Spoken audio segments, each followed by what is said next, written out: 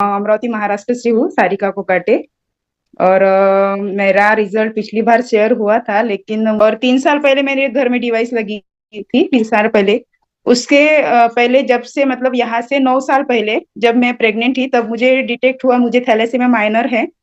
मुझे thyroid detect हुआ। और आफ्टर डिलीवरी के बाद मुझे RA फैक्टर पॉजिटिव निकला।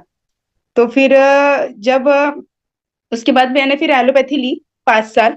और उस एलोपैथी जब दवाई लेती थी, तब मेरे घुटनों का पानी निकाला गया 2 बार। और जब मैं दवाई दिन में 12-12 दवाई खाती थी, और जब मैं दवाई लेती थी ना, तब मेरा बॉडी में मुझे ऐसा लगता ही नहीं था कि मुझे कुछ है। लेकिन दवाई का जैसे ही असर खत्म हो जाता था, फिर बॉडी में पेन होने लगता था।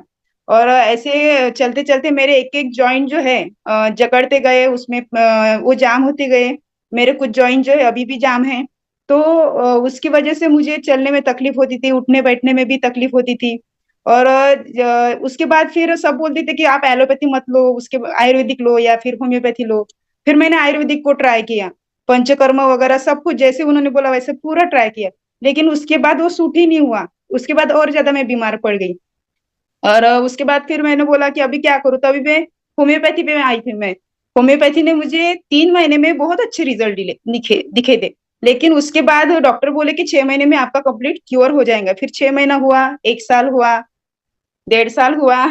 उसके बाद 2 साल हुए, और 2 साल में ऐसी कंडीशन आई थी कि मैं बेड पे गई हुई थी, और मेरे से चलना भी नहीं होता था, सीढ़ियाँ चलनी भी नहीं होती थी। फिर मेरे हस्बैंड को बोलती थी मैं कि आप जाओ और दवाई लेके आओ। लेकिन उससे असर ही नहीं गिरता था। और यहाँ से 3 साल पहले मैं एक डिप्रेशन में गई थी। बेड पे गई हुई पेशेंट थी। बिल्कुल ऐसे लगता ही नहीं था कि मैं जी सकती हूँ। बहुत वो खराब दिन थे मेरी जिंदगी के।